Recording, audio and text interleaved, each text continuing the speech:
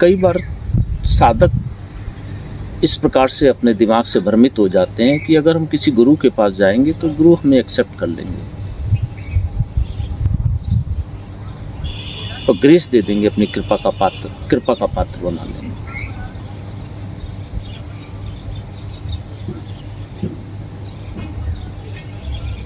और हम अपनी दैनिक जीवन में विभिन्नता के रोल करते हुए, सामाजिक कर्म करते हुए, इस कृपा को लेते हुए अपने परिवार या कुटुंब के साथ आगे बढ़ते जाएंगे। ये भ्रम है।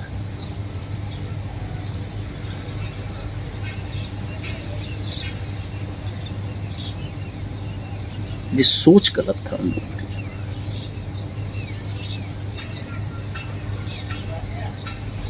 ये कुटिलता है उन साधकों की या उस मनुष्य की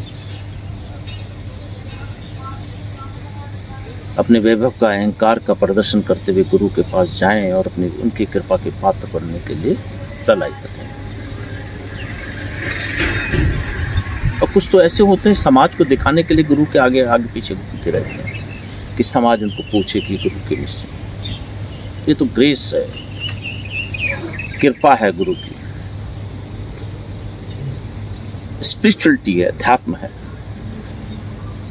गुरु तो ब्रह्मांड के उस रस को ब्रह्म रंध्र से अंदर भेजता हुआ हृदय के अंदर उस कृपा को देने की कोशिश करता है। अगर तुम्हारे ब्रह्म रंध्र में, मस्तिष्क में ही इतने विचारों का उत्थान पथान हो और कुटिलताएं भरी हों, तो बताओ क्या गुरु उस कृपा का पात्र दे पाएगा तुम लोगों को? क्या तुम हकदार हो उस कृपा के पात्र में, गुरु रस के? असंभव है। ये झूठापन है उस मनुष्य का और साधक का, गुरु की कृपा को प्राप्त करना। गुरु तो निर्मलता के साथ अपने जीवन कर्म में करता हुआ, अगर साधक निर्मलता के साथ, शिष्य निर्मलता के साथ, मनुष्य निर्मलता के साथ सदगुरु के चरणों में श्रद्धा सुमन से समर्पण करता हुआ ब्रह्म रंध्र से अपनी आंखों से अश्रु जल बहाता हुआ उनके चरणों को धोता है, तो स्वतः ही वो कृपा का पात्र बन जाता है।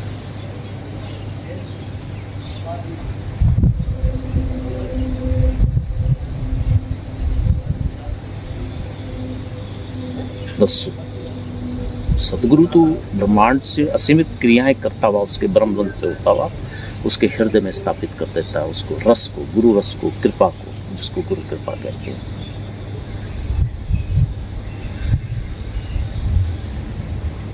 तभी तो वृंदावन और मथुरा में तुम चले जाओ, मिश्री दी जाती है ठाकुर जी की, कि उसको चूसते रहो, ठाकुर जी का नाम देते रहो। उस रस से तुम अपने हृदय से द्रवित होते हुए उसमें जो कुटिलताएं हैं उसको, रस को बाहर निकालते, उसको मिठास लो अपने ठाकुर जी।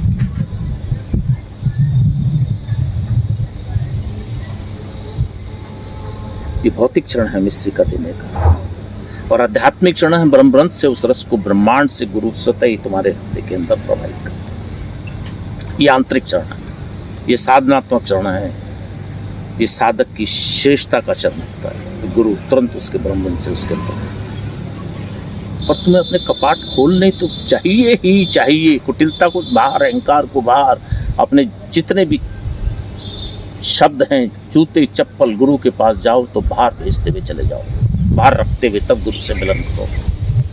तभी तो निर्मलता आएगी, तभी तो वो रस, कृपा का रस तुम्हारे हृदय के अंदर प्रवाहित कर पाएगा।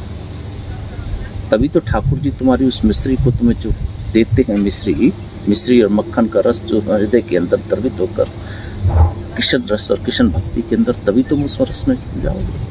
और जब तुम उसमें रस में जुट जाओगे तो अंतर्गत अवस्था, अंतर्रोम, प्रतिरोम, सारा चैतन्य होते हुए तुम रस में कृपा के पात्र बन जाओगे।